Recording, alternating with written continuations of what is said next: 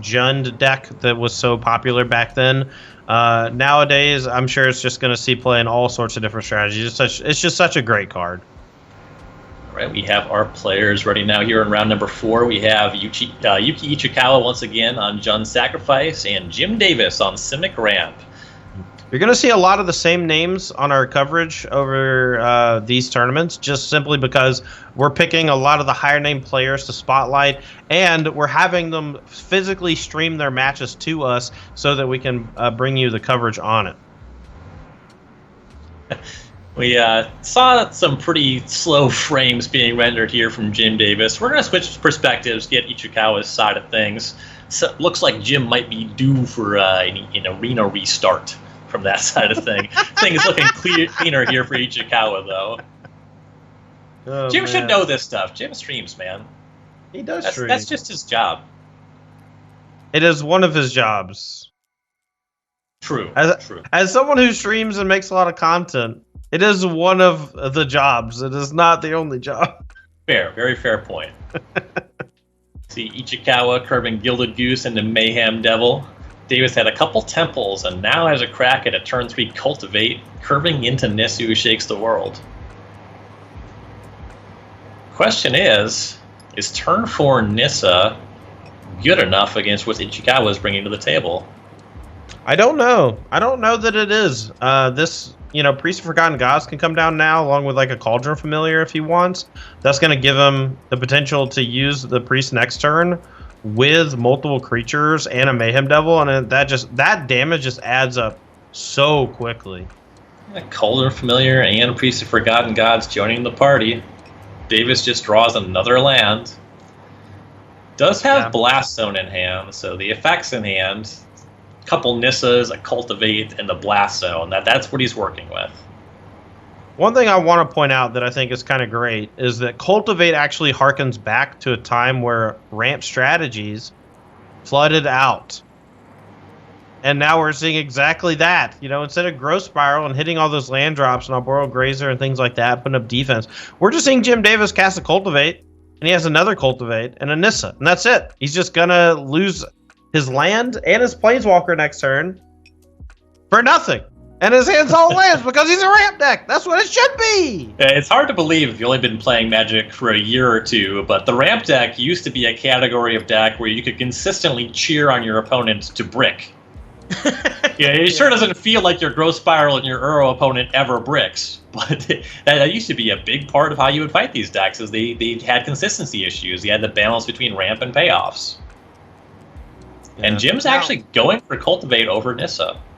Well, if he played the Nissa, he was not only going to lose the Nissa, he was also going to lose his land, and it was going to let Yuki draw a card off the Priest. So I think that's a pretty smart play from Jim. He's not subjecting his Nissa to that just snap death. It's pretty nice. Llanowar Visionary joining the party. Over for Ichikawa. Hangs back to Priest of Forgotten Gods. 4 points come across. Davis to 12. I'm conflicted on the card Llanowar Visionary. So I'm a huge Elvish Visionary fan. No, I know it's good. I know it's good. I mean, my personal feelings. How does it make me feel? I don't know. Because when I play against it in the sealed deck, I'm mad as hell. Well, we might have basically a game ender here, or at least very close. The Gilded Goose is going to make another food token. We're going to be able to play Witch's Oven. We can Cauldron Familiar, Witch's Oven with Mayhem Devil, and Jim, I think, is just actual dead next turn, no matter what he does. Classic mana ramp brick, Arboreal Grazer off the top for Jim. Now, Jim does have a Blast Zone. He could pop that right now, but even that does him a damage with the Mayhem Devil because it's a sacrifice effect. That's pretty funny. Yeah, so how would that play out? It would do him a damage. He'd go to 7. Food to be sacrificed. Cat comes in. That's 2 more points. He'd go to 5, and 5 damage in combat would rumble across.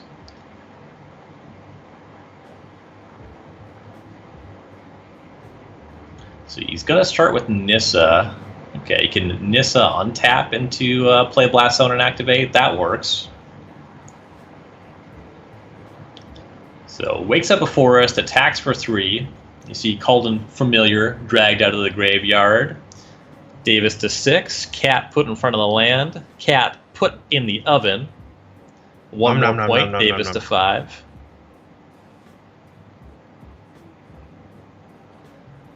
But, yeah, so Davis can activate Blast Zone and then has 1 mana floating to deploy the Grazer. So he has that blocker, I suppose. Yeah, it might be just necessary, but I don't even know that it's remotely enough to survive. Yeah, the Devil shoots him for 1. Yeah, the Priest is going to have food. You know, Ichikawa just does have cards left over in hand. Mm-hmm. I think Jim's maybe just thinking, well, what if he has like 3 lands in hand? I might be able to survive at like 1 life or whatever. Right. Yeah, I've drawn a lot of lands. Maybe my opponent has too. Oh no, Priest is just lethal. It doesn't matter. GG. Davis to 2.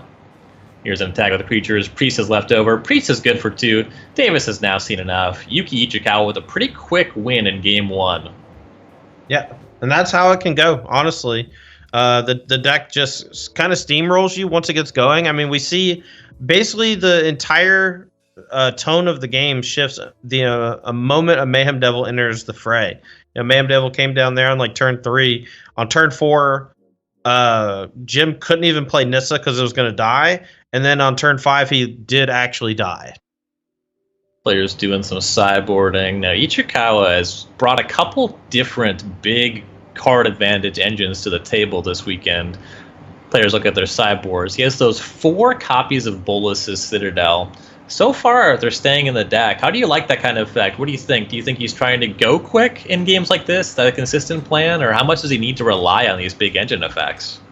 I don't think that Bolas's Citadel specifically is that good, but it might be the only card that can win him the game once something like Ugin the Spirit Dragon comes down. And it's not like spot removal is any good, so he can just get all of the Claiming the Firstborns out the deck, get a bunch of that kind of effect out of the fray, and then just worry about trying to actually KO with those engines.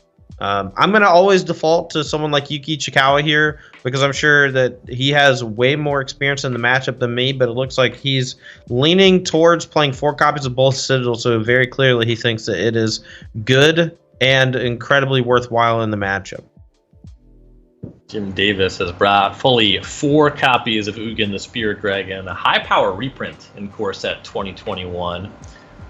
Oh yeah, it's one a lot of people were really afraid of when it was first announced as a reprint, but one we haven't really seen too much of in Standard just yet. But maybe Jim is going to turn that around here with this Simic Ramp deck. He's already 3-0, obviously down a game, but something like Ugin the Spirit Dragon is a knockout blow in this matchup if he's able to get it down in time.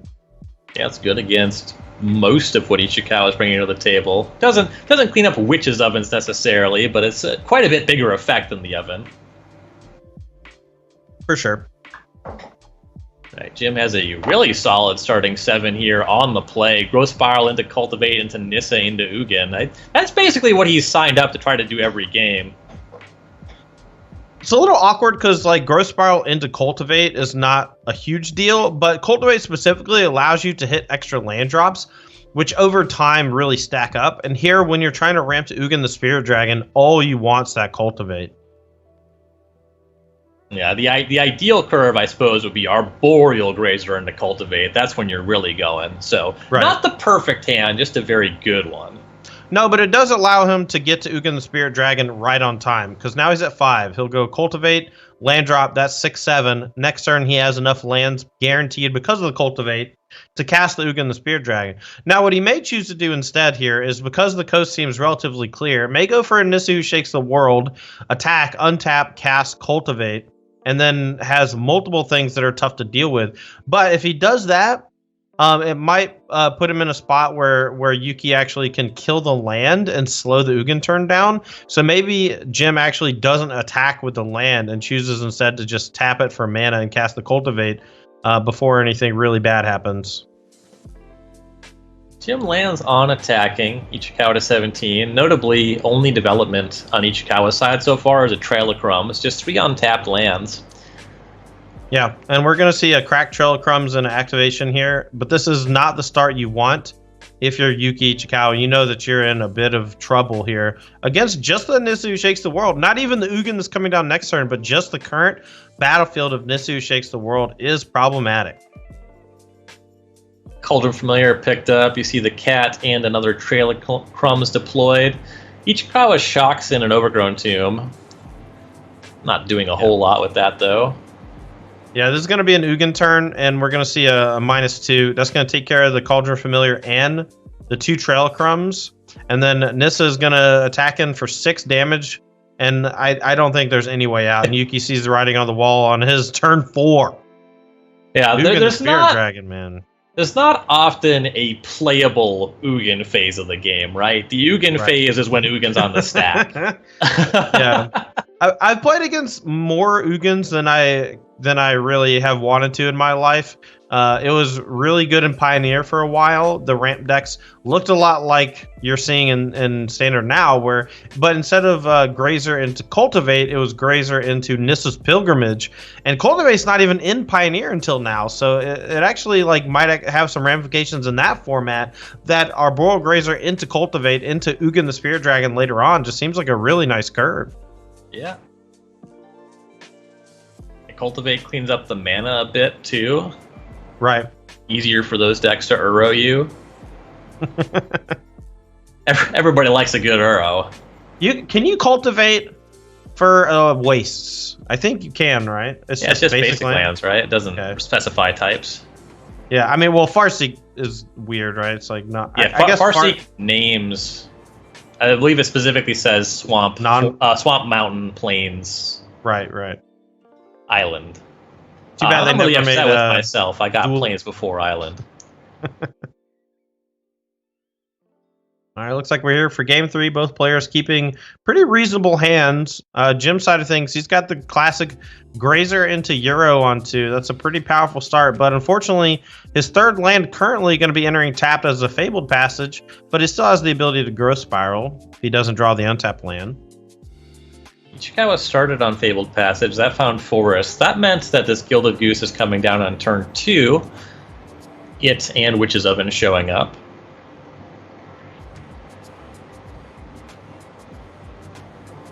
And Davis draws Breeding Pool. Yep, so now... oh, I'm sorry. The Boral Grazer actually put the Fabled Passage in tap, so even though he drew the Breeding Pool, it doesn't really change his scenario that much. He can still go Shock for the Breeding Pool and play the Growth Spiral and put in Fabled Passage, and that allows him to cast Aether Gust this turn, and I think that might be a sequence that he goes for to prevent something like Mayhem Devil from hitting the battlefield this turn. But I don't think he wants to do it on the Goose or anything like that. Yeah, no reason to go that aggressively. He does Shock for the Breeding Pool. Hands all instance, though. Passes the turn. Priest of Forgotten Gods being cast by Ichikawa. Yeah, playing perfectly around the Aether Gust as well. Not playing a red or a green spell. Yeah, not playing red or green spell. Also, not sacrificing the food to jam Mayhem Devil. He is using the food for mana, but it's for Cauldron Familiar. It would have been really brutal to jam Mayhem Devil and get that gusted.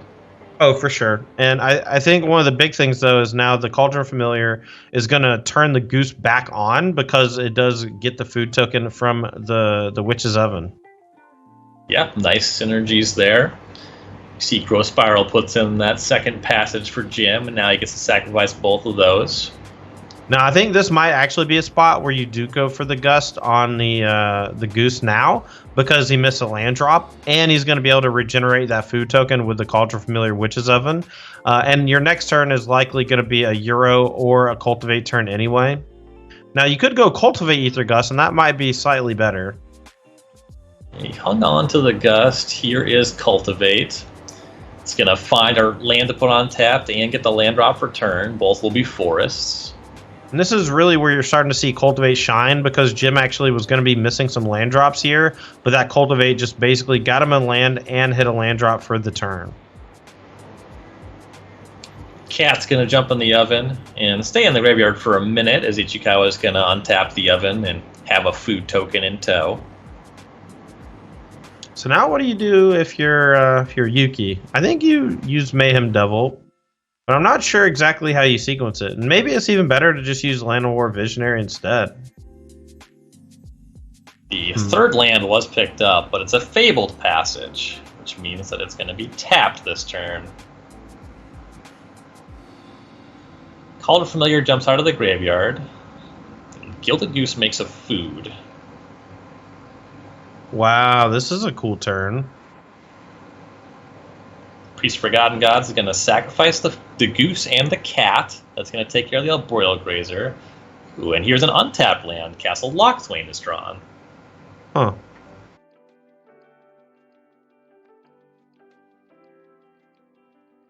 There's like a small chance he just casts Murder Strider here, but that feels so weak. You saw the consideration, but yeah, chooses to pass the turn. Back over to Jim Davis, picks up a Castle Vantress.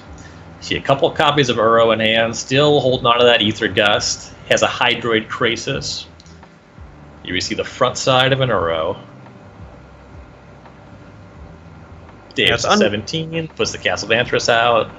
I was really curious how many cards he had in graveyard, and I think he had just enough to be able to go Euro from the graveyard this turn to basically use all of his mana to get that Titan onto the battlefield.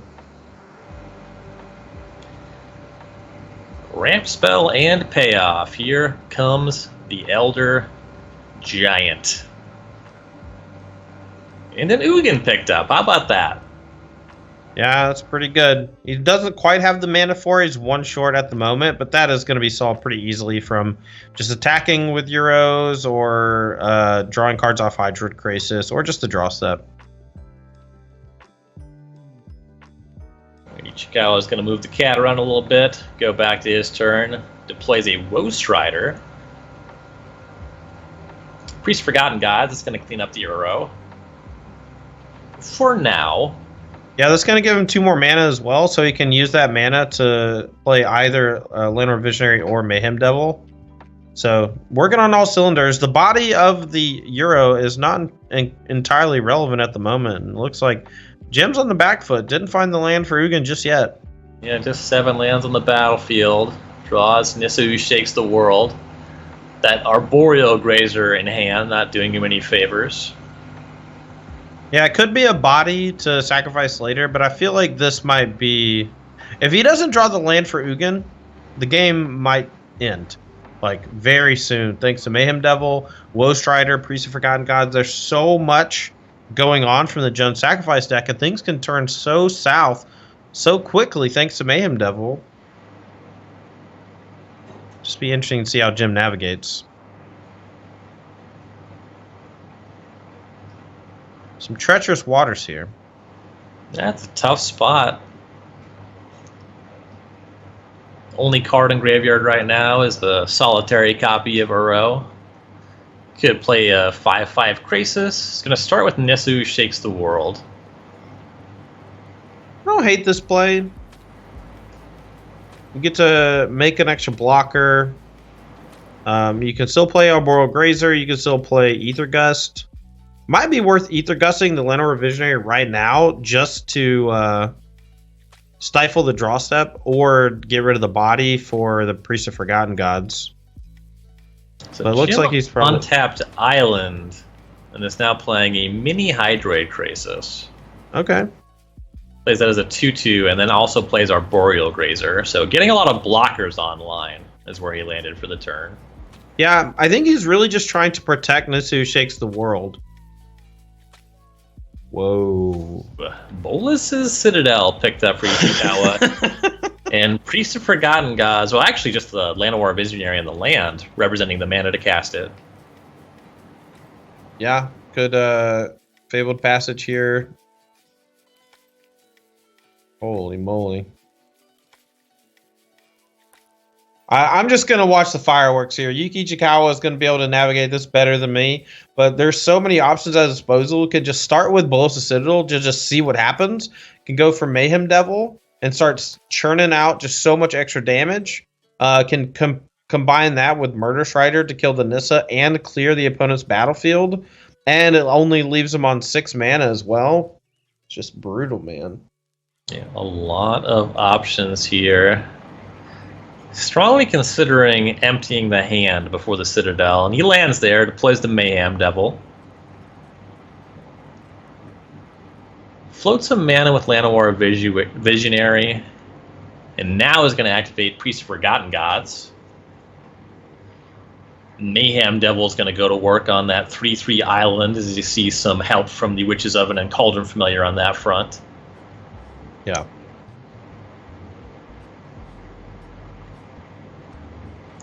Fabled Passage finishes the island off. So now Mayhem Devil sacks the Woe Strider and the Cauldron Familiar.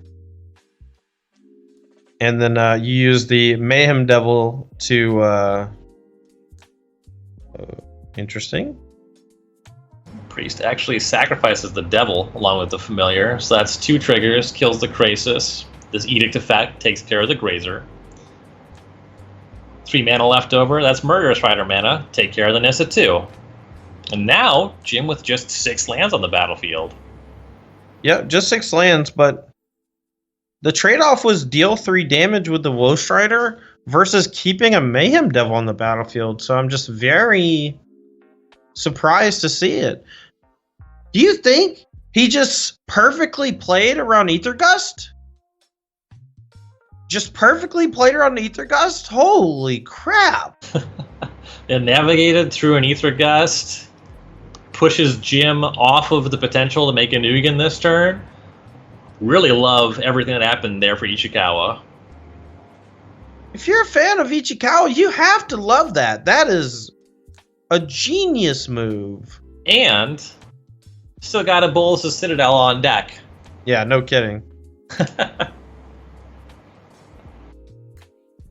Alright, Jim was going to start his turn with an Uro from hand, picks up a Blast Zone, so that's land number 7. Unfortunately, well, I guess he doesn't have Card Spring Uro back just yet anyway. He probably has about 4 now. Yeah, and that's one of the reasons why turning off the Aether Gust is so important. You take away the ability to interact, but you also take away the ability to fill the graveyard for the Euro, which is arguably one of the cards that is going to be giving you the most trouble. Wilt takes care of the Oven. Ichikawa is going to deploy a Solemn Simulacrum. So didn't have land 6 for the Citadel that turn, but he has it now. Woe Strider rumbles in, Davis to 11. Another Ugin picked up for Jim. Man, short on that one. You have to know he's just frustrated as all get out right now, man. Oh, yeah. Love to draw worst possible. Yeah. He could go Nisu Shakes the World, untap a forest, and then play the Euro from the graveyard. And that would give him some semblance of a board advantage and kind of force Yuki to interact a lot with the Nissa in order to make sure Ugin can't come down next turn. With that said, though, it might be better to just go Euro from the graveyard and cast Wilt on... Or no, he's already cast the Wilt, excuse me. Never mind. Might just be better to just play Euro from the graveyard and cross your fingers. Hope you draw a land next turn to Ugin and hope you don't die. There is an escape. The draw is Forest. Not a lot of help there. I mean, it means Ugin next turn. Kind of a question whether there will be a next turn. Right. Priest Forgotten God's going to go to work. Or maybe not. Ichikawa is going to give it a think. Starts with Bolas' Citadel. That's not a bad one. Murderous Rider or a Swift End off the top. It's going to be Swift End on Uro. Plenty of life to play with. That one's worth 5. Yep. And gets to play land off the top too, which he found. So he clears the top. Corvold! Holy crap.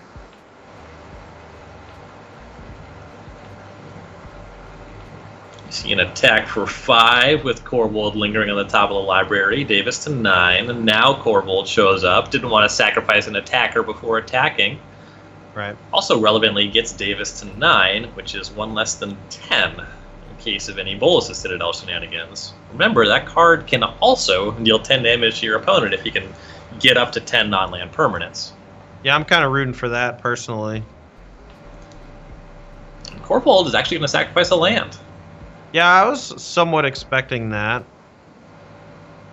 Okay. Looks like we are out of juice, though. I guess there could be a Cauldron Familiar comeback here and then a pay one to reset the top of the deck. So there's Trail of Crumbs, and the Cauldron Familiar is going to escape. A couple Another lamps here from the witch's top oven. and another witch's oven. That's the thing, though. The Ugin can't really beat the witches' ovens. It's not going to be able to kill the Solemn Simulacrum. It's not going to be able to beat the witches' oven. The Cauldron Familiar can is come it going back. to be able to beat? Is this Gilded Goose not just 10 permanents? Do we? It do is we 10 have it? permanents. That's enough. Yeah. The Bolster Forget Citadel about just it. wins the game, dude. You can't cast Ugin. It Let's can't beat go. anything.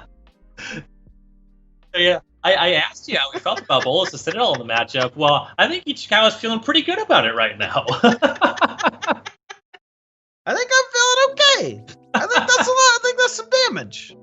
And that Ooh, and you get to draw, and you get to deck Just yourself. to draw some cards, yeah. I think he has enough, but yeah, drawing 10 can be scary. Oh, we cast Bolts of Citadel this turn, right? Just want to be clear on that. That is what happened, and then We the cast game Bolts was of Citadel. What was in play? We had Woe Strider, Priest of Forgotten Gods, and like Gilded Goose or something. We had one other creature. What was it? Solemn Simulacrum. That was.